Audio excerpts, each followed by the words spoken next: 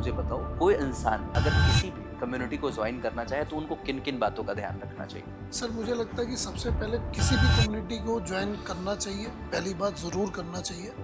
Second, अब किन किन बातों का ध्यान रखना चाहिए, तो मेरा सबसे पहला बात यही है कि आप जो भी हैं, आपका बजट, आपकी एजुकेशन, आपका इंफ्रास्ट्रक्चर, आपका एक्सपीरियंस, आपकी स्किल्स, जो भी आपके पास जितने हैं आप उनको उतना ही बताओ।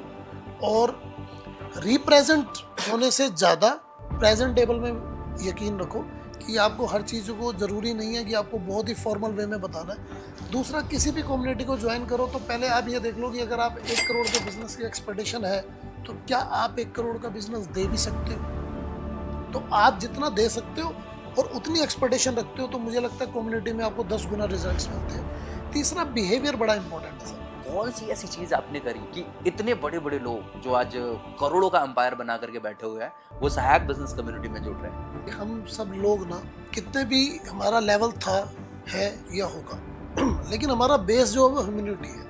मैं भी बहुत जगह गया अपने बिजनेस के लिए, मेरा प्रिंटिंग का छोटा सा बिजनेस है, तो मैंने देखा कि ज़्यादातर जगह झूठ बेचा जा रहा है। जैसे मैनर्स के नाम पर और एथिक्स के नाम पर हम इतने ज़्यादा आर्टिफिशियल हो गए हैं। कैसे विजिटिंग कार्ड पकड़ाना है, कैसे फोक से चौमिन खानी है, कैसे बात करनी है, कौन सी बात नहीं कहनी, कौन सी कहनी है, हम इसमें इतना उलझ गए हैं कि हम अपने आप को खो चुके हैं, ह्यूमैनिटी खो चुके हैं, ओरिजिनलिटी खो चुके हैं। तो नया और मैंने एक डिसीजन लिया, सहायक बिजनेस क्लब बनेगा। सच बोलेंगे, दूसरे के सपनों में कंट्रीब्यूट करेंगे, ना सपने दिखाएंगे, ना सपने बेचेंगे। जिस चीज को एक्सपीरियंस किया, जो पेन आपने देखा मार्केट में, उसको सॉल्व करने के लिए कौन से तरीके निकाले? ट्रांसपेरेंसी कह सकते हो, फाउंडर रीच है, ट्रांसपेरेंसी है, जेन्युइनिटी है, जो बात वही सर, सपने नहीं दिखाए जाते। आप हमारी किसी भी बिजनेस मीट की कोई भी वीडियो उठाकर देख लो, हम वहाँ फिगर्स पे बहुत ज़्यादा बात नहीं करते हैं कि इस महीने इतने लाख का बिजनेस मिला, इस महीने इतने करोड़ का बिजनेस मिला।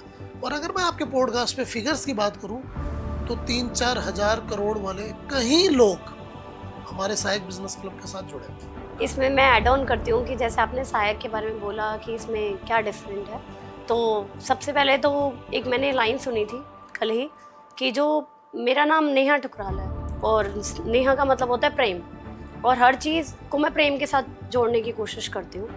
तो मैंने किसी से सुना, उसने बोला कि प्रेम जो होता है वो पहला आखिरी कुछ नहीं होता। प्रेम वो होता है जहाँ पर आपकी अब दोबारा प्रेम करने की अभिलाषा खत्म हो जाए, वहाँ आपकी प्रेम की। सहायक बिजनेस क्लब को ना उस प्रेम के साथ हम एक ऐसा प्लेटफॉर्म बनाना चाहते हैं कि जहाँ पर जो इंसान आए, जितनी भी बिजनेस में अपॉर्चुनिटीज़ हैं, जितनी भी चीज़ें उसको बिजनेस के लिए चाहिए, उसको कहीं और जाने की अभिलाषा खत्म हो जाए।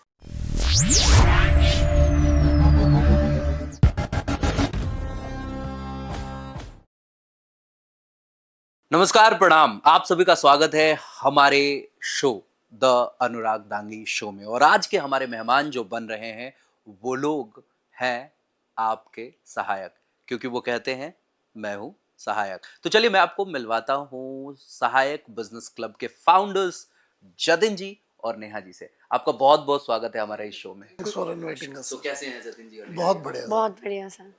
Thank you so much. तो आज एक्चुअली हम आपकी जर्नी के बारे में, सहायक बिजनेस क्लब के बारे में और साथ ही साथ आपके अपकमिंग इवेंट्स के बारे में भी जानना चाहेंगे। वैसे मैं ये समझना चाहता हूँ कि नाम कुछ और भी सोच सकते थे, आज ट्रेंड में अलग अलग तरीके के फैंसी नेम्स आ रहे हैं, लेकिन आपने एकदम बिल्कुल सिंपल नाम रखा, सहायक बिजनेस क्लब। इसके पीछे कौन सी वजह रही? सर वैसे देखिए, बताने को बहुत सारी वजह है, लेकिन सच ये है कि हम एक ऐसा नाम और जो काम से रिलेट करे, जो हमारे बिहेवियर से रिलेट करे, जो हमारे नेचर से रिलेट करे और जो हमारी आइडेंटिटी बताए, तो मुझे लगा कि और ये नाम बिल्कुल वैसा परफेक्ट है और जो लोगों को समझ आता है, तो फिर इसलिए हमने सहायक बिजनेस क्लब इसको रखा। Very nice. नेहा जी, आपसे पूछना चाहेंगे, सहायक बिजनेस क्लब, ये नाम से ही क्लियर है कि ये एक ऐसी कम्युनिटी है जहाँ पे एंटरप्रेन्योर्स, फाउंडर्स, स्टार्टअप्स, एमएसएमईज ऐसे ही लोग जुड़ते होंगे जो इन प्रोफेशन से जुड़े हुए लोग होंगे, राइट? तो आपका बैकग्राउंड क्या रहा? आपको क्यों ऐसा लगा कि आपको एक बिजनेस कम्युनिटी ही बिल्ड करनी है और कुछ नहीं? सर एक्चुअली ये जो सोच है सहायक बिजनेस क्लब की, ये कोविड के टाइम पर स्टार्ट हुई। कोविड के टाइम पर आपने ये नोटिस करा होगा कि जो लोग बिल्कुल ही हमारे यहाँ पर पॉवर्टी लाइन आप कह सकते हो, या बिल्कुल उस लेवल के लोग थे कि जिन लोगों को खाने के लिए भी उनको खाना नसीब नहीं हो रहा था, तो उनकी हेल्प के लिए बहुत सारी हमारी जो एनजीओज थी उन्होंने सपोर्ट किया, हमारी गवर्नमेंट ने सपोर्ट किया और बहुत सारे लोग बाहर निकल कर आए जिन लोगों ने सपोर्ट किया। और जो रिच पीपल है उसके पास ऑलरेडी इतना बैकअप था कि वो उस चीज़ को उसने एज अ एक अपने आप को टाइम दिया, वो और डेवलप्ड हो गया, उसने और बिजनेस आइडियाज़ निकाले, उस टाइम को यूटिलाइज करा और डेवलपमेंट की तरफ जाते रहे, उन्होंने अपना सेल्फ इम्प्रूव करा। लेकिन जो हमारा मिडल मैन था, जो मिडल एंटरप्रेन्योर था, जो मिडिल उसमें है, जिसकी इनकम बहुत ज़्यादा नहीं है, उसके बारे में कोई भी सोच नहीं रहा था उस टाइम पर। तो उस टाइम पर हमने एक सोच निकाली कि लोगों को हेल्प करने की, बहुत सारे लोग हॉस्पिटल्स में हेल्प कर रहे हैं, अलग अलग तरीके से हेल्प कर रहे हैं, तो क्यों ना हम एक ऐसा प्लेटफॉर्म दें जिसमें एक दूसरे के साथ जो लोग जुड़े हुए हैं उनकी ज़रूरतों को पूरा करें और उनके बिजनेस को अप्रोच कर पाए। अगर कोई पर्सन अपने कंटिन्यू उस बिजनेस में से हटकर भी अगर कुछ करना चाहता है और थोड़े टाइम के लिए अगर हम उसको सपोर्ट करें तो हम ये चीज़ कर सकते हैं। तो वहाँ से ये सोच पैदा हुई सहायक बिजनेस क्लब की। क्या बात है। सच में एक बहुत ही शानदार पहल आपने, बिजनेस की एक बहुत ही बेहतरीन कम्युनिटी बनाई। बाकी आप लोगों से भी मैं बताना चाहूँगा कि देखो, आइडियाज़ कहीं भी हो सकते हैं। इन्होंने क्या कहा कि गरीबों की मदद करने के लिए लोग थे और अमीर ऑब्वियसली वो खुद कैपेबल थे कि वो खुद के लिए बहुत कुछ कर सकते थे। लेकिन जो मिडिल एंटरप्रेन्योर्स थे, जो ना तो बहुत हाईली रिच थे और ना ही गरीब थे, उनका अपना सेल्फ रिस्पेक्ट भी था, वो लोगों के सामने खुल करके भी मदद नहीं मांग पाते थे। तो ऐसी स्थिति में जतिन जी और नेहा जी ने सोचा कि एक ऐसी पहल करी जाए कि क्यों ना इन्हीं लोगों को एक दूसरे से कनेक्ट कर दिया जाए और ये एक दूसरे की हेल्प कर पाए। और ये सच में बहुत बड़ी पहल आपने कर दी। आज सहायक बिजनेस क्लब अगर दिल्ली एनसीआर में देखा जाए तो फास्टेस्ट ग्रोइंग बिजनेस कम्युनिटी मैं मान सकता हूँ इसे। और इस क्लब में शुरुआत तो हमें लगता है कि मिडिल एंटरप्रेन्योर्स जो कहीं ना कहीं मतलब रेवेन्यू के लेवल पे बहुत बड़े नहीं थे, उन्होंने आपके साथ जुड़ाव शुरू करा। लेकिन आज मैं देखता हूँ कि सहायक बिजनेस क्लब के साथ सिर्फ नॉर्मल लोग ही नहीं बल्कि HNIs और कह सकते हो बड़े बड़े बिजनेस पर्सन्स भी जुड़े हुए हैं। तो कौन सी ऐसी चीज आपने करी कि इतने बड़े बड़े लोग जो आज करोड़ों का अंपायर बना करके बैठे हुए हैं वो सहायक बिजनेस कम्युनिटी में जुड़ रहे हैं? सर देखिए अनुराग डंगी जी, हम सब लोग ना कितने भी हमारा लेवल था, है या होगा लेकिन हमारा बेस जो है वो ह्यूमैनिटी है। और हम उसी व्यक्ति को, उसी इंसान को पसंद करते हैं जो सच बोलता हो, सच दिखता हो और उसकी बातों में बहुत ज़्यादा गोल मोल बातें ना हो, स्ट्रेट फॉरवर्ड हो। हमें सबको ऐसे लोग पसंद आते हैं। तो मैं भी बहुत जगह गया अपने बिजनेस के लिए, मेरा प्रिंटिंग का छोटा सा बिजनेस है। तो मैंने देखा कि ज़्यादातर जगह झूठ बेचा जा रहा है। जैसे मैनर्स के नाम पर और एथिक्स के नाम पर हम इतने ज़्यादा आर्टिफिशियल हो गए हैं कि कैसे विजिटिंग कार्ड पकड़ाना है, कैसे फोक से चौमिन खानी है, कैसे बात करनी है, कौन सी बात नहीं कहनी, कौन सी कहनी है। हम इसमें इतना उलझ गए हैं कि हम अपने आप को खो चुके हैं, ह्यूमैनिटी खो चुके हैं, ओरिजिनलिटी खो चुके हैं। तो नया और मैंने एक डिसीजन लिया, सहायक बिजनेस क्लब बनेगा। सच बोलेंगे, दूसरे के सपनों में कंट्रीब्यूट करेंगे, ना सपने दिखाएंगे ना सपने बेचेंगे। लेकिन हाँ, आज मैं आपके पॉडकास्ट पे प्राउडली कह सकता हूँ बहुत सारे लोगों के हमने सपने पूरे करने में इतना बड़ा कंट्रीब्यूट किया है कि अगर हम रिव्यू वीडियोस बनाने चले जाए तो मुझे लगता है हमें एक क्लाउड स्पेस लेना पड़ेगा, ये यूट्यूब में डाल के उनके लिंक्स डालने पड़ेंगे। ग्रेट। तो ये सच में बहुत अच्छी पहल आपने करी। लेकिन आपने एक बात जो बोली कि ना हम सपने बेचेंगे, तो ये इसका मतलब हम समझ नहीं पाए। सर इसका ना बड़ा सिंपल सा मतलब है, मैं नाम नहीं बता सकता क्योंकि सभी लोग देश के लिए अच्छा काम कर रहे हैं। तो मैंने एक प्लेटफॉर्म ज्वाइन करा और मुझे जैसे ही मैंने ज्वाइन करा मेरे पास एक रेफरेंस आई एक विनाइल प्रिंट की। और विनाइल प्रिंट की उस वक्त कॉस्ट थी 4,000 के आसपास और लगभग 400 या 500 की प्रिंटिंग थी। मैंने कहा यार ये तो मैंने अभी सिर्फ कोट पैंट पहन के एंट्री करी है रूम में और मेरे पर रेफरेंस आ गई और रेफरेंस है लाखों में।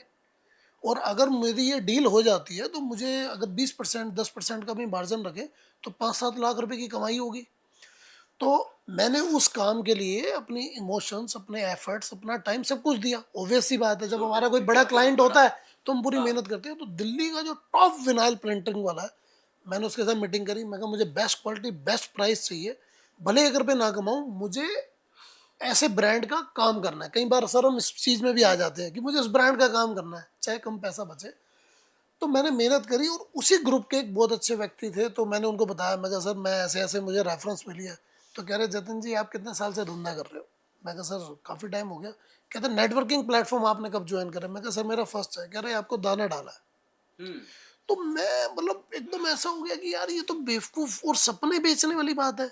इन्होंने मुझे एक सपना दिखा दिया क्योंकि मैं ताकि ये नेटवर्किंग प्लेटफॉर्म ज्वाइन कर लूँ, और मैंने सच में ज्वाइन कर भी लिया था सर। जैसी रेफरेंस आई 5 मिनट बाद मैंने उनकी फीस पे कर दी। तो सर सपने दिखाने का मतलब है आपको एक, और जो रेफरेंस आई थी वो क्लोज नहीं हुई। सर वो हो ही नहीं सकती थी ना, वो थी नहीं, वो प्रोडक्ट ही नहीं था, वो विनाइल ही नहीं था, वो ऑर्डर ही नहीं था। तो वो तो एक जस्ट एक फेक होप और सपना या ट्रैप या एक बिजनेस करने का तरीका, कुछ भी कह सकते हैं। देखो कई बार क्या होता है ना कि कुछ इंसान इस तरीके के ट्रैप्स में फंस जाते हैं, और इस तरीके के ट्रैप्स में फंसने के पीछे की जो मुझे वजह समझ में आती है ना, वो इम्पल्सिव डिसीजन लेते हैं। मुझे लगता है कि जब भी आप डिसीजन लो ना, तो कुछ बहुत नहीं बदल जाएगा। थोड़ा वक्त दो, ड्यू डिलिजेंस करो और सोच समझ करके डिसीजन लो।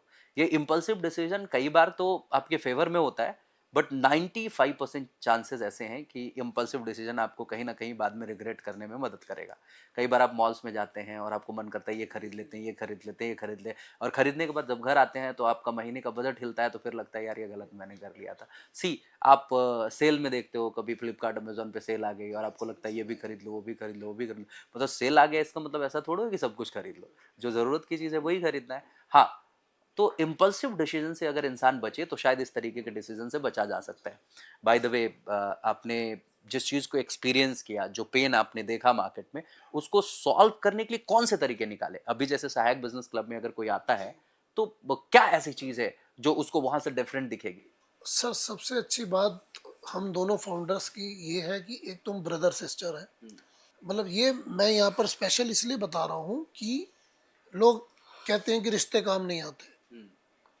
तो आप जो चीज़ जैसी देखते हैं, जैसी बनाना चाहते हैं, वो बन जाती है। जब श्री राम भगवान जी ने समुद्र पे सेतु बन सकता है तो कुछ भी हो सकता है, लेकिन आपकी आइडियोलॉजी, आपका माइंडसेट कैसा है।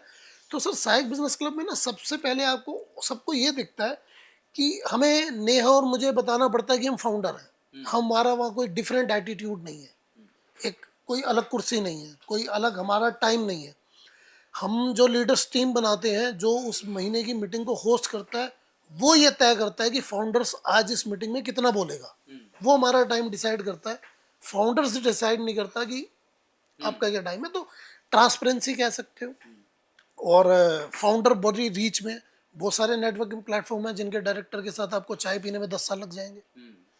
और फाउंडर रीच है, ट्रांसपेरेंसी है, जेन्युइनिटी है। जो बात वही सर, सपने नहीं दिखाए जाते। आप हमारी किसी भी बिजनेस मीट की कोई भी वीडियो उठाकर देख लो, हम वहाँ फिगर्स पे बहुत ज़्यादा बात नहीं करते कि इस महीने इतने लाख का बिजनेस मिला, इस महीने इतने करोड़ का बिजनेस मिला। और अगर मैं आपके पॉडकास्ट पे फिगर्स की बात करूं तो 3-4 हजार करोड़ वाले कहीं लोग हमारे सहायक बिजनेस क्लब के साथ जुड़े हुए। क्या बात है, ये सच में बड़ी अच्छी बात है। लेकिन अभी आपने बोला कि आप दोनों ब्रदर एंड सिस्टर है, नेहा, जतिन, तो ये मतलब ये दोनों बड़े मैच्योर लगते हो आप अपने इवेंट्स में भी, यहाँ पे भी वो मैच्योरिटी दिख रही है। तो क्या ऐसे ही घर पे भी हो? तो घर पे वो लड़ाई सर मैं सच बताऊं, नेहा का मुझे हाल पूछे हुए शायद 1.5-2 साल हो गए होंगे। नहीं, आपका तो समझ सकते हैं, लड़कों के साथ ऐसा होता है, वो ज्यादा इमोशनल नहीं होते, वो अपने जिंदगी में वो हासिल करते हैं कि भाई उनको काम करना है। आप बताओ इसका। हाँ। इसमें मैं ऐड ऑन करती हूँ कि जैसे आपने सहायक के बारे में बोला कि इसमें क्या डिफरेंट है। मैं आज पॉडकास्ट दे रही हूँ और मैं पॉडकास्ट बहुत सुनती भी हूँ, सीखने की चाहत से सुनती हूँ। तो सबसे पहले तो एक मैंने लाइन सुनी थी कल ही कि जो मेरा नाम नेहा ठुकराल है और नेहा का मतलब होता है प्रेम, और हर चीज़ को मैं प्रेम के साथ जोड़ने की कोशिश करती हूँ। तो मैंने किसी से सुना, उसने बोला कि प्रेम जो होता है वो पहला आखिरी कुछ नहीं होता। प्रेम वो होता है जहाँ पर आपकी अब दोबारा प्रेम करने की अभिलाषा खत्म हो जाए, वहाँ आपकी प्रेम की।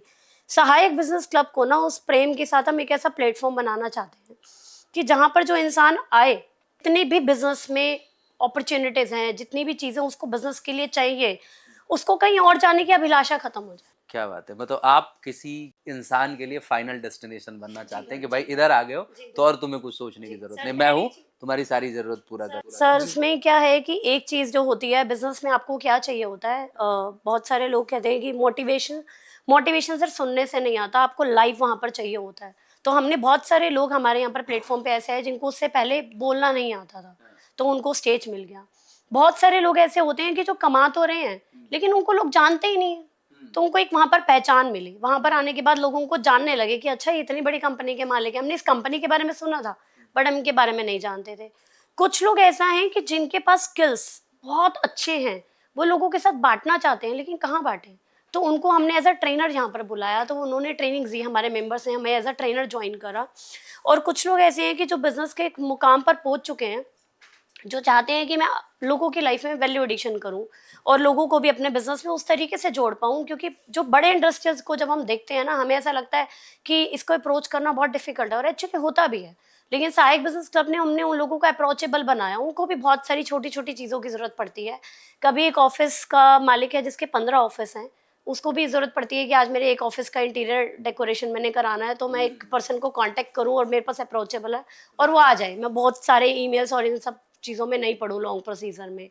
बहुत सारे आपके पास एक ऐसा, आपके पास खुशी और दुख का टाइम ऐसा होता है जब आप अपने लोगों को कॉल या मैसेज कर पाते हो। तो हमारे यहाँ के 90% जो मेंबर्स हैं वो ओनली अवेयर कॉल, आप उनको एक बार इनबॉक्स करोगे, टेक्स्ट करोगे तो दे आर वेरी अप्रोचेबल। तो ये चीज़ हमने सहायक में देने की कोशिश करी है। और जहाँ पे आपने क्वेश्चन पूछा कि भाई बहनों की तकरार, हम भाई बहनों का बचपन जो है बहुत सारे जैसे एक नॉर्मल भाई बहनों की लड़ाई होती है, हमारी उससे कुछ डिफरेंट थी। हमारी लड़ाई इतनी ज़्यादा डिफरेंट थी कि हम बहुत ज़्यादा पॉपुलर थे कि जहाँ पर भाई जाएगा वहाँ मैं नहीं होंगी, जहाँ मैं होंगी वहाँ पर भाई नहीं होगा, इतने। लेकिन हम कहते हैं कि रियल रियल कंट्रीब्यूशन जिसको आप बोलते हैं कि सहायक का मतलब है कि हाथ पकड़ के साथ ले जाना। लेकिन जब हमने सोचा कि हमने लाइफ में वैल्यू एडिशन करना है, एक दूसरे की लाइफ में करना है, तो हम शुरुआत करेंगे एक दूसरे के साथ। हमने बहुत सारे बिजनेसेस साथ में करे, हमने बहुत सारी चीज़ें हम साथ में करते हैं, साथ में समझते हैं। उसमें किसी भी बिजनेस को करने के लिए ऑथेंटिसिटी, यहाँ पर एक बहुत बड़ी ऑथेंटिसिटी बनती है कि वुमेन हमारे यहाँ पर जितना भी बिजनेस प्लेटफॉर्म पे जाती है, they are feeling very unsafe. लेकिन जब उनको एक बात चीज़ पता चलती है कि we are both brother and sister और we are doing the business events and all the things, तो दे आर फील लाइक कि ये बहुत अच्छा प्लेटफॉर्म है, यहाँ पर मैं इंट्रोड्यूस कर सकते हैं, लोग अपने फैमिली मेम्बर्स को इंट्रोड्यूस करते हैं, तो वो बहुत अच्छी एक फीलिंग के साथ वो बनते हैं। ये जो सहायक है ना, ये सब बिजनेस क्लब का नाम नहीं है, एक फीलिंग का नाम है जो हम लेकर सर हम कहते हैं सहायक जो है ना, ये आइडियोलॉजी है। और हम जब नहीं भी रहेंगे तो सहायक आइडियोलॉजी मैं चाहता हूँ देश के लगभग लगभग सभी लोगों में आए, क्योंकि सहायक मतलब इंसानियत। आपको एक आर्किटेक्ट चाहिए, मैंने दे दिया। आपके कोई घर का मेंबर हॉस्पिटल में है, मैंने किसी डॉक्टर का कनेक्ट दे दिया। मुझे ऑफिस में कुछ चाहिए, मेरी रिक्वायरमेंट सर बहुत सारी। सर मैं यहाँ बताने जाऊँगा तो हमने बुक्स लॉन्च करी हैं, हमने स्पीकर्स लॉन्च करे, हमने स्टेज फेयर लोगों का दूर किया, 64 से ज़्यादा मीटिंग्स कर चुके हैं, 64 से ज़्यादा ट्रेनर्स ला चुके हैं, 4-5 बड़े ग्रैंड इवेंट कर चुके हैं। तो हम लोगों को वैल्यू दे रहे हैं और इतनी कम कॉस्ट में दे रहे हैं कि हमारे पर वो मेरा एक शेयर है कि लोग, हम अच्छा करते हैं तो लोग शक करते हैं। तो लोग ये शक करते हैं एंट्री तक कि यार 550 में इन्होंने lunch, high tea, meeting, training सब लिख दिया, वहां जाके मिलेगा भी सही। हाँ। तो जब तक वो एंट्री नहीं कर रहा होता उसको ये कंफ्यूजन होता है कि हाउ ये पॉसिबल कैसे है। लेकिन हम कर पा रहे हैं आप सबकी ब्लेसिंग से और कोशिश से। इसमें बहुत अच्छी बात है, क्योंकि जब हम अपने मन में ये ख्याल रखते हैं कि सामने वाले लोगों की ज़िंदगी में कैसे कुछ बेहतर किया जाए अपने प्रयासों के ज़रिए, तो फिर जो हम काम करते हैं ना, वो भले कितना भी मुश्किल क्यों ना हो, ईश्वर हमारे साथ होता है और वो काम सफल होता है जो आप कर पा रहे हो। खैर, मैं जब आप एक बिजनेस नेटवर्किंग प्लेटफॉर्म चला रहे हो तो मैं बिजनेस से संबंधित भी कुछ बातें आपसे करना चाहूँगा। कभी ना कभी ऐसा कुछ तो हुआ होगा कि कई सारे मेंबर्स आते हैं, कुछ बड़े इरिटेटिंग काइंड ऑफ मेंबर्स होते हैं जो बड़े परेशान कर देते हैं, ठीक है, कुछ ऐसे लोग होते हैं जो बड़े हेल्पफुल काइंड ऑफ पीपल होते हैं। तो दोनों सिचुएशंस को आप कैसे डील करते हो? सर इसमें मैं एक बात बताना चाहूँगा, हमारे घर के ना एक पड़ोसी थे, उनकी दूसरे पड़ोसी से बड़ी फाइट थी। तो कहते थे कि यार मैं ना मकान बेच के ना कहीं और ले लेता हूँ, रोज की पार्किंग की लड़ाई हो रही है।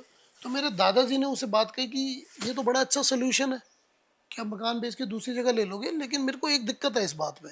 उन्होंने कहा क्या? कह रहे अगर वहाँ का पड़ोसी इससे भी ज़्यादा गंदा मिल गया फिर। तो हमने जो इरिटेटिंग, बहुत लोग आते हैं सर, बहुत लोग अलग अलग माइंडसेट से आते हैं, अलग अलग विचारों से आते हैं, अलग अलग कल्चर से आते हैं। और बहुत सारे लोग डेटा चुराने आते हैं, बहुत सारे लोग सिर्फ मिलने जुलने आते हैं। तो सबका कॉन्सेप्ट अलग अलग है। हम उन लोगों को कोशिश करते हैं कि वो सहायक बिजनेस क्लब ज्वाइन ना करें, क्योंकि हम सबको एक ही बात बोलते हैं कि अगर आप अपने बिजनेस में सीरियस हैं, आप अपनी पीआर ब्रांडिंग करना चाहते हैं, आप अपने डेवलप करना चाहते हैं अपने आप को, तो सहायक बिजनेस क्लब आपके साथ है। और यहाँ मैं एक बात ये भी मानना कहना चाहूँगा कि ज़्यादातर लोग हमारे साथ अच्छे ही आए सर। बहुत कम परसेंटेज वैसे लोगों का रहा, और ज़्यादातर अच्छे लोग आए, और बहुत अच्छे लोग हैं, आज भी बहुत अच्छे लोग हमारे साथ हैं। मतलब ये सुना भी होगा आपने, इविल अट्रैक्ट्स इविल। तो जब बुरा होगा तो ऑब्वियसली बुरी संगति, बुरे लोग पास आएंगे। और जब आपने एक ऐसा सिस्टम ही बना दिया जो जेन्युइन काइंड ऑफ सिस्टम है, एंड प्रॉपरली लोगों के लिए हेल्प वो ला पा रहे हो आप, तो ऑब्वियसली वैसे ही लोग। सर यहाँ मैं आपको इंटरप्ट करता हूँ। नेहा जब इंट्रोडक्शन करती है ना, जब सहायक मेंबर ज्वाइन करता है, तो नेहा का पहला क्वेश्चन होता है कि आप सहायक के लिए क्या कर सकते हो। तो 30% लोग तो वहीं फिल्टर हो जाते हैं कि यार मुझे लगा था कि ये मेरे को बेनिफिट बताएंगे कि इतने 1000 करोड़ का बिजनेस इतने 100 करोड़ के आदमी से मिलवाना, ये तो मुझसे पूछ रहे हैं। वो हमारा अपोजिट क्वेश्चन इसलिए होता है कि वहां से हमें उसका माइंडसेट पता लग जाता है। ऑब्वियसली जो हेल्पिंग एटीट्यूड के लोग होंगे वो ऑब्वियसली आपको समझने की कोशिश करेंगे, बताओ मैं कैसे हेल्प आ सकता हूँ, कैसे काम आ सकता हूँ। और जब इस माइंडसेट के लोग आपके साथ आएंगे तो वो आपकी जब हेल्प करने के लिए तैयार है, तो अपने दूसरे मेंबर्स के लिए तो ऑब्वियसली वो स्टैंड लेंगे। ये क्लैरिटी जो मैं आप लोगों में देख पा रहा हूँ, मैं जहां तक समझ पा रहा हूँ कि आपका कोई स्ट्रॉन्ग बिजनेस बैकग्राउंड नहीं है, लेकिन फिर भी इस लेवल की क्लैरिटी जो आप ला पाए हो कि अपने सिस्टम में भाई मेरे को काउंटर क्वेश्चन ऐसे करने हैं कि भाई फिल्टर हो जाए, सिस्टम ऐसा बनाना है कि जो जेन्युइन हो, वहां पे गलत लोग ना आए, ये सब कैसे सोच पाए? मतलब ये कहाँ से आया? सर इसमें नेहा का पॉइंट ऑफ व्यू अलग है, मेरा अलग है, और रिजल्ट सेम है। एक तो मैं रिजल्ट लवर नहीं हूँ सर, मुझे कोई फर्क नहीं पड़ता आने वाले सहायक बिजनेस क्लब में 2000 मेंबर होंगे या 2 लाख होंगे। I don't care about this, मुझे रिजल्ट से कभी कोई जिंदगी में मतलब रहा ही नहीं। दूसरा, मैं ये मानता हूँ, और मुझे लगता है पॉडकास्ट में कंट्रोवर्सी होगी, नीचे बहुत सारे कमेंट्स भी आ सकते हैं, मैं किताबें पढ़ने पे बिलीव नहीं रखता। मैं किताबों को बस समझता हूँ कि वो नॉलेज है, इन्फॉर्मेशन है, आप उससे कलेक्ट कर सकते हो, कुछ सीखना चाहो बहुत अच्छी बात है। मैं अपने जीवन में लगभग लगभग 90% जैसा भी हूँ, जो भी हूँ, जहाँ तक भी पहुँचा हूँ, जहाँ तक भी पहुँचूंगा, ये मेरे खुद के एक्सपीरियंस है, मैंने महसूस किया है। बचपन में 5th क्लास में था तो मेरे पापा ने मुझे बोलता, तेरे को क्या पता साइकिल चोरी होती है तो क्या होता है। तो सर मैं साइकिल किसी स्टेशनरी की दुकान पे खड़ी कराया कि चोरी होगी तो मुझे पता लगेगा फील कैसे होता है। तो मैंने एक्सपीरियंस करा हर चीज़ को, बिजनेस स्ट्रगल को, अ, आपके क्लाइंट्स को, रिश्तों को, दोस्ती को। क्लाइंट जब आपको कैसे जज करता है, बाइक पे जाते हो तो कैसे जज करता है, गाड़ी पे जाते हो तो, कैफ़े में कॉफ़ी पीते हो तो कैसे जज होता है, रेस्टोरेंट में डोसा खाते हो, हर चीज़ को ना जब हम फेस करते हैं ना तो क्लैरिटी सर अपने आप आती है, क्योंकि हर दिन नया है, हर एक्सपीरियंस नया है। और जब वो बचपन में से जब गाल थप्पड़ खा के लाल हो, और धूप में लाल हो, लाली लगा के लाल हो, तीनों की लाली फर्क है, दिखता सिर्फ सामने वाले को लाल ही है। क्या बात, तो एक्सपीरियंस वाली लाली सर बहुत काम आती है। क्या बात। वो एक गाना सुना था ना आपने, किताबें बहुत सी बड़ी होगी तुमने, क्या कोई चेहरा भी तुमने पढ़ा। सर ये बिल्कुल फैक्ट है सर, बिल्कुल फैक्ट है। उसमें मतलब मैं बिल्कुल रेजोनेट कर पा रहा हूँ। मैंने किताबें तो पढ़ी हैं, ऐसा नहीं है कि मैंने नहीं पढ़ी। आपने तो लिखी हुई है सर। सॉरी सर, मैंने आपको इस पॉडकास्ट में। जेन्युइनली अगर अपने लाइफ में प्रॉपर जो लर्निंग्स हमने भी हासिल करी, वो एक्सपीरियंशियल लर्निंग है। वो एक्सपीरियंस के दम पर ही आज जो कुछ भी मैं कर पा रहा हूँ। जैसे आपने बोला कि हर एक चीज़ को आपने एक्सपीरियंस करा है, तो मैंने अपने कई सारे बिजनेसेस को फेल करके एक्सपीरियंस करा है कि बिजनेसेस कैसे फेल होते हैं। वो चीज़ें नहीं करनी है, अब वो करना है जिससे बिजनेसेस सफल होती हैं। और जब ये बात समझ में आई तो फिर करोड़ों के कई सारे बिजनेसेस हमने बिल्ड कर दिए, और हमने अपने ही नहीं, कई सारे लोगों के बिजनेसेस हमने बिल्ड करे जो आज करोड़ों रुपए में एंटर कर चुके हैं। इसी पे मैंने अपना एक न्यू इनिशिएटिव भी शुरू करा है, CRX के नाम से, है ना। ये CR stands for crore, Crorepati, and X stands for anything like 1 CRX, 2 CRX, 5 CRX, whatever you want to say, है ना। तो इट्स अ कम्युनिटी जहाँ पे हम आपके करोड़ तक पहुंचाने का एक गेटवे तैयार करते हैं, एक रोड मैप तैयार करते हैं, और ये भी एक्सपीरियंशियल लर्निंग के आधार पे है। मतलब ऐसा कुछ भी नहीं है कि आपने कहीं किताबों से सीख लिया और आपने उसे मानना शुरू कर दिया। मैं ये कहीं पढ़ भी रहा था, लिखा हुआ था अभी पहले, अभी मैं कभी किसी जगह पे मैंने बात भी की है कि एक इंसान जो 100 किताबें पढ़ता है, और एक इंसान भले एक किताब पढ़े लेकिन उसमें बताई हुई कुछ बातों को अपनी लाइफ में इम्प्लीमेंट करे, क्योंकि वो फेल होगा या पास होगा ये डिपेंड करता है आपके इम्प्लीमेंटेशन पे, आपके एक्शंस पे। तो आपको जहां पर तक मैं देख पा रहा हूँ, आप एक्शन टेकर्स रहे हैं अपनी लाइफ में, और उसका परिणाम आज देखने को मिल रहा है कि भाई क्या चीजें करनी है क्या नहीं करनी है, इसकी एक प्रॉपर क्लैरिटी आपके पास है। Very nice.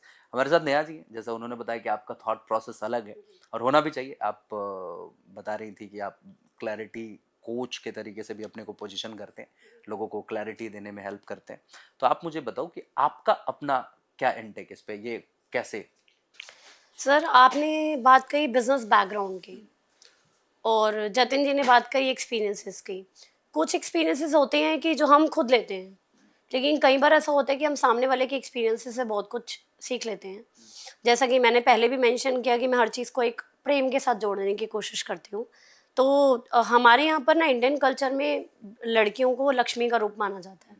तो when I was approx 15 years, तब से मेरे पापा हमारे घर पर जब आते थे, my father was into business. हमारी पूरी फैमिली के मैक्सिमम लोग बिजनेस में थे, जॉब में नहीं थे। तो वो अपने सारी लक्ष्मी लाकर मुझे देते थे घर पर, और उनकी जो सेल काउंट होता था वो मैं करती थी। तो तब से उन्होंने मुझे पैसे संभालना सिखाया जब मैं बहुत छोटी थी। और उसके बाद आपने सुना होगा कि पहले ये जो अभी तो ट्यू ट्रेंड आया है जिसको किटी का नाम दे दिया गया है, बहुत सारे लॉटरी सिस्टम का नाम दे दिया गया है। तो पहले घरों में छोटी सी किटी डलती थी जिसको कमेटी बोला जाता था, दैट इज अ बोली वाली कमेटी लोग बोलते थे। तो हमारे घर में जब हम छोटे थे ना, तो हम उस एटमोसफेयर में बड़े हुए हैं कि हमारे घर में बहुत सारे लोग आते थे, नेटवर्किंग करते थे, बैठते थे, चाय पे चर्चा होती थी, और जो उनका हिसाब लिखना होता था कि किसको कितने पैसे कलेक्ट करे आए, किसका कुछ टोकन निकला, वो सारा हिसाब मैं तब लिखती थी डायरी में अपने पापा। मतलब अभी आप ये जो कर रहे हो ये कुछ अलग और नया नहीं है, ये एक्चुअली आपके पास्ट में चीजें ऑलरेडी रेडी रही। कहा जाता है कि कहानियां उन्हीं की लिखी जाती हैं जो कुछ बड़ी सक्सेस जब पा लेते हैं।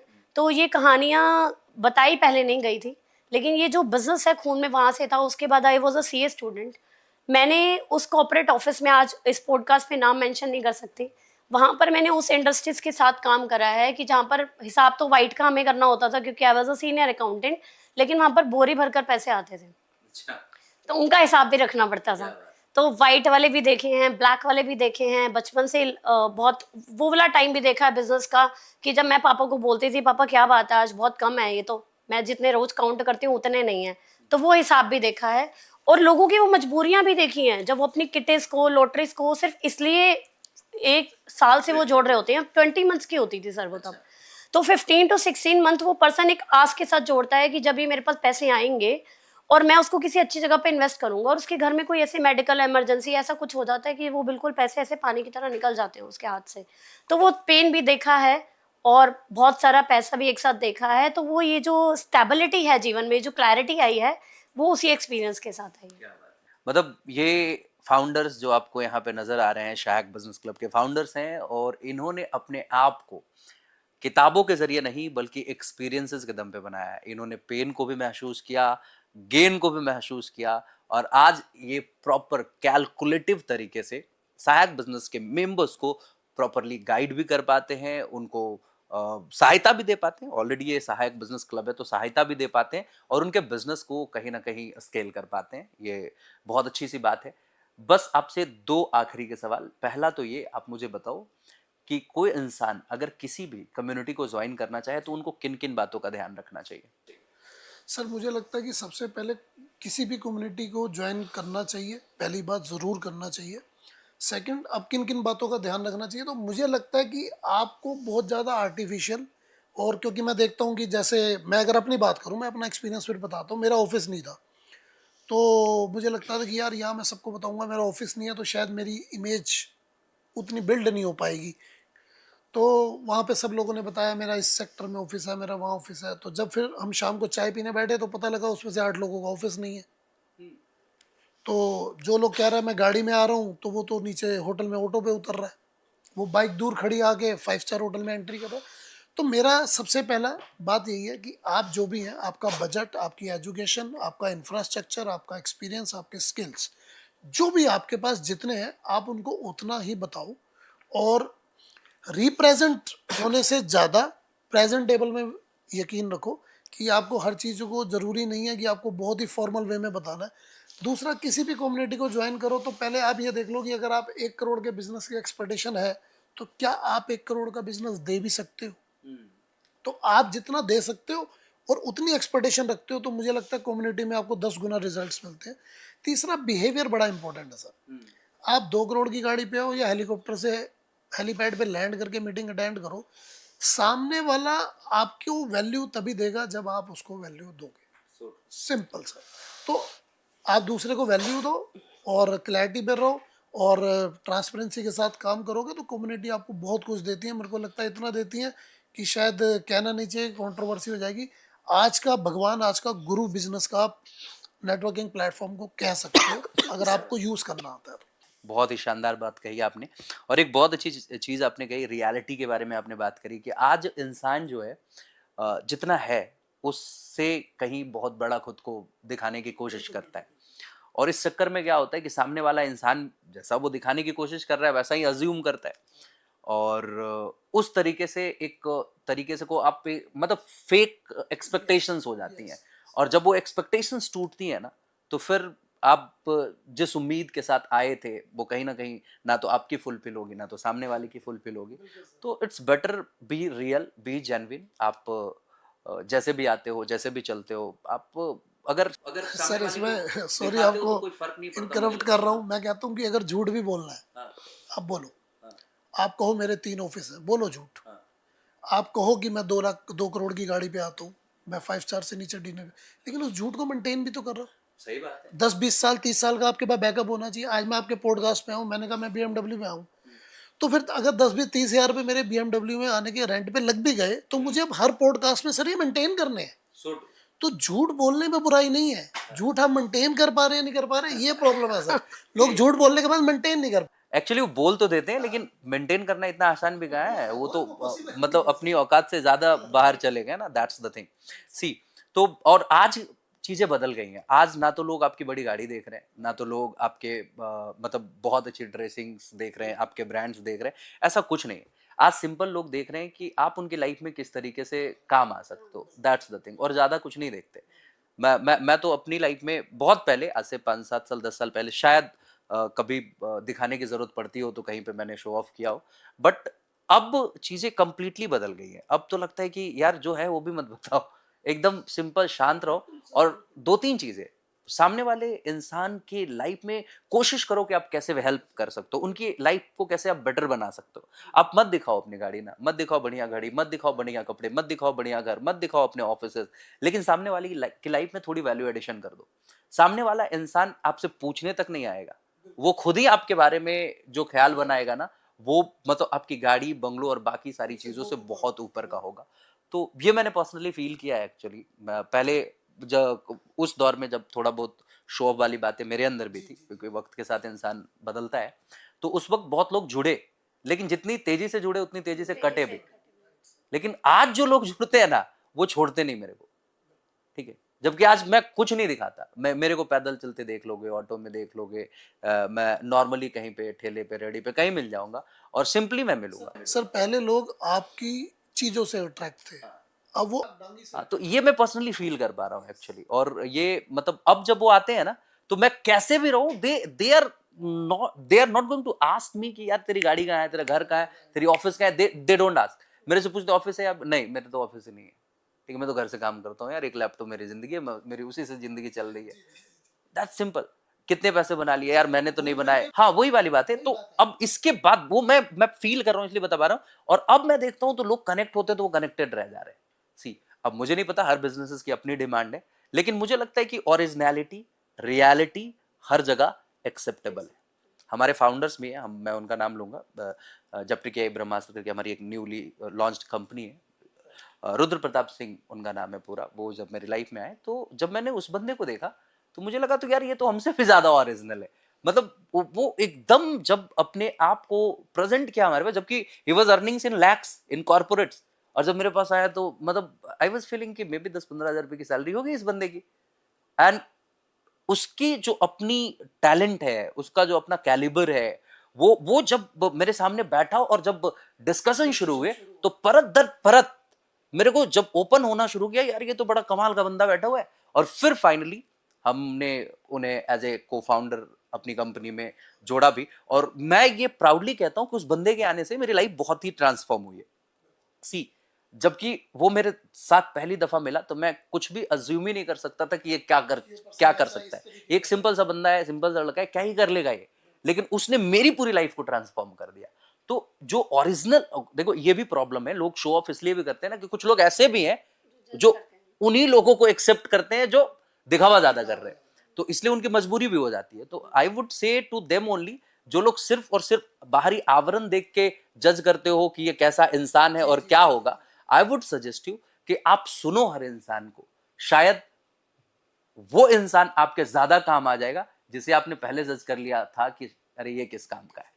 सी, तो that's really a nice thing. By the way, इस पॉडकास्ट को हम आगे बढ़ाते हैं और फाइनल क्वेश्चन की ओर बढ़ते हैं। लाइक आप इवेंट्स करते हो रेगुलर बेसिस पे, जहां तक आप बता रहे थे आप वीकली मीटिंग करते हो, मंथली मीटिंग करते हो और फिर बड़ा इवेंट भी करते हो, तो अभी कोई अपकमिंग बिग इवेंट है जो होने जा रहा है? हमारा ना कॉन्सेप्ट क्या है कि हम हर मंथली एक फॉर्मल मीट करते हैं, वीकली इनफॉर्मल पावर मीट्स करते हैं, और हर 3 महीने में, लगभग 3 महीने में एक ग्रैंड इवेंट करते हैं। लास्ट हमने किया 6 सितंबर गालिब ऑडिटोरियम में, जहाँ 488 लोगों ने उसको अटेंड किया, दिल्ली एनसीआर के सभी लोगों ने।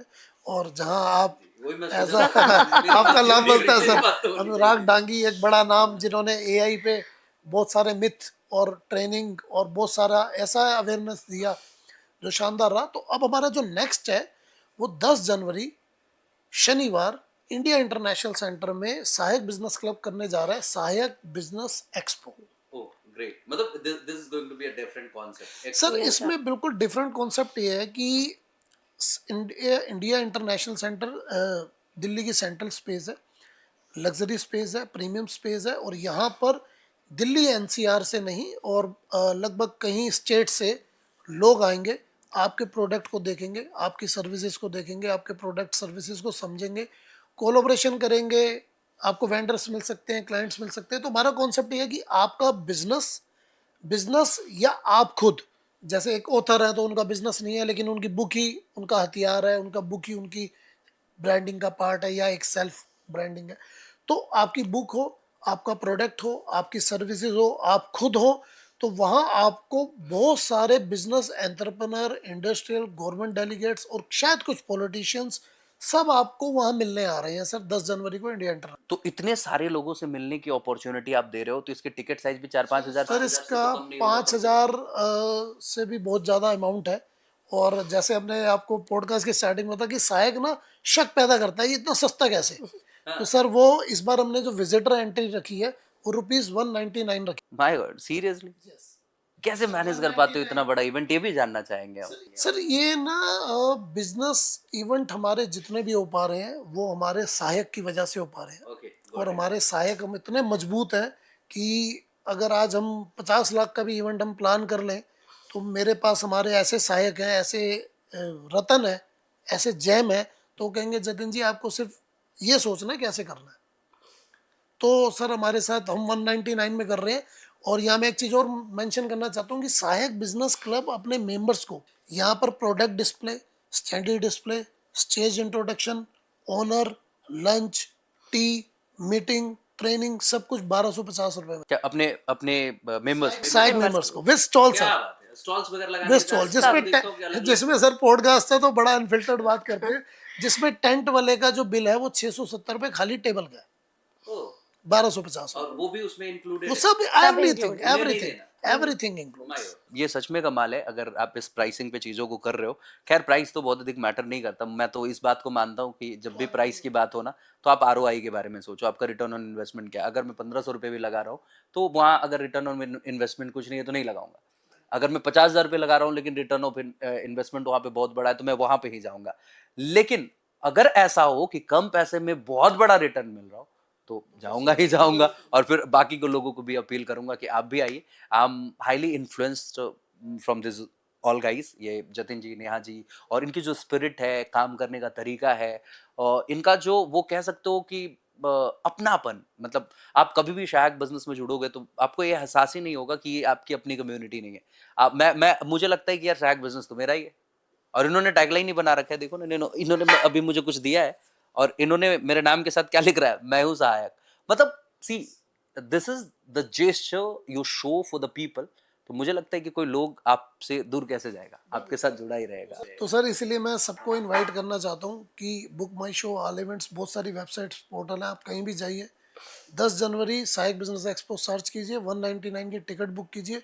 एक बहुत बड़ी अपॉर्चुनिटीज आप सभी के लिए क्या? है, सभी के लिए। बहुत बढ़िया, शानदार। तो thank you so much for being in this podcast. I truly love the talk, the way you spoke over here. जो कुछ भी आपने अपने एक्सपीरियंशियल लर्निंग से सीखा है, जो आपने शेयर किया, और जो मिथ लोगों के ब्रेक किए कि कहाँ जाना चाहिए, कहाँ नहीं जाना चाहिए, क्या करना चाहिए, ये सच में कमाल का रहा। बाय द वे, कभी और हम बैठेंगे और डिटेल से कंप्लीट बिजनेस स्ट्रैटेजीज पे बात करेंगे, एंटरप्रेन्योरशिप की बात करेंगे, हम एमएसएमईज की बात करेंगे, क्योंकि आपने ऐसे ऐसे बिजनेस ओनर्स को देखा होगा जमीन से आसमान तक पहुंचते हुए, और कई ऐसे बिजनेस को ओनर को भी देखा होगा जो आसमान से जमीन तक पहुंचे होंगे। तो आपने उन लोगों से क्या सीखा, क्या जाना, स्ट्रैटेजिक वे में कभी और किसी पॉडकास्ट में बात करेंगे। फिलहाल इस पॉडकास्ट को यहीं पे रोकेंगे, लेकिन मैं चाहता हूं कि आप एक कम्युनिटी चलाते हो, तो ये जितने भी लोग हमारी ऑडियंस जो देख पा रही है, आप उन्हें मानो कि आपके सहायक के मेंबर्स है। तो किसी भी इवेंट से जब आप विदा लेते हो, तो आप कैसे लेते हो? अपने अंदाज में आपको विदा लेना है, मैं नहीं कुछ करने वाला। सर ये थोड़ा सा आउट ऑफ सब्जेक्ट हो जाएगा, लेकिन मैं हमेशा ये चाहता हूँ कि आपकी बाय हमेशा ऐसी होनी चाहिए कि वो पर्सन कहे कि हाय जल्दी हो। क्या बात तो आपका लास्ट इम्प्रेशन ही बेस्ट इम्प्रेशन और एक्चुअल इम्प्रेशन होता है। तो हम जब पहली बार मिले थे तो बहुत सारी चीज़ें फॉर्मल हुई थी, है? तो अब वो फॉर्मेलिटीज़ खत्म होगी। तो अब जैसे अनुराग डांगी है वैसा जतिन अरोड़ा है। Right. तो मैं चाहता हूँ जेन्युइनिटी के साथ करो, और हम बाय करेंगे ही नहीं सर, हम इस पॉडकास्ट को बाय नहीं करते। हम कहते हैं कि नेक्स्ट सेशन, या क्या बोलते हैं सर, नेक्स्ट Episode. एपिसोड के लिए इंतजार करें, और हम जल्दी। क्या बात है, बहुत बढ़िया। आप अपने अंदाज में बाय करें। सर मैं सब व्यूअर से एक ही बात कहना चाहूँगी कि जैसा कि अनुराग सर खुद से बने। आप अपने एक्सपीरियंसेस से बने, आप अपने स्किल से बने, आप लोगों की लाइफ में वैल्यू एडिशन करके बने। लेकिन अनुराग सर हमारे सहायक तक पहुँचे, हमारे जितने भी सहायक हैं वो अनुराग सर तक पहुँच पाए हमारे लास्ट इवेंट की वजह से, 6 सितंबर की वजह से। तो सहायक बिजनेस क्लब जो है ऐसे बहुत सारे लोगों से आपको जोड़ता है। वो आपके साथ अलविदा नहीं कहता, वो कहता है कि आज आप इन लोगों से मिले, अगली बार आप और नए लोगों से मिलोगे, क्या? और आप मिलते रहिए, जुड़े रहिए, साथ में बने रहिए। क्या बात है, बहुत ही शानदार, बहुत ही मजा आया आप लोगों से बात करके। बाय द वे, आपने कहा कि अनुराग सर अपनी वजह से बने। मुझे लगता है कि मैं आपकी वजह से बना, आप लोगों की वजह से बना, आप लोगों की वजह से बना, आपके प्यार की वजह से बना। ये लोग जो वीडियो देख रहे हैं, ये शेयर नहीं करते, सब्सक्राइब नहीं करते, कमेंट में हमें मोटिवेशन नहीं दे रहे होते, तो हमें नई वीडियोस बनाने की इंस्पिरेशन भी नहीं आती, शायद नए प्रोग्राम्स लाने की भी इंस्पिरेशन नहीं आती। तो मैं जो कुछ भी बनाऊं, इन्हीं लोगों की वजह से बनाऊं। हाँ, मेहनत मैंने की, क्योंकि लोगों ने उम्मीद की कि मैं मेहनत करूं, तो मैंने पूरी कोशिश करी कि उनके उम्मीदों पे खरा उतरूं। सो बहुत बहुत शुक्रिया, धन्यवाद आप सभी का, आप दोनों का इस पॉडकास्ट में आने के लिए, और आप सभी का भी बहुत बहुत धन्यवाद कि आप यहाँ तक बने रहे। तो एक अच्छा सा काम कर लीजिए, इस वीडियो को उन लोगों तक पहुंचा दीजिए जिनको इसकी जरूरत है। आज के लिए यहीं पे रुकेंगे, फिर मिलेंगे अगले एपिसोड में। तब तक के लिए नमस्कार।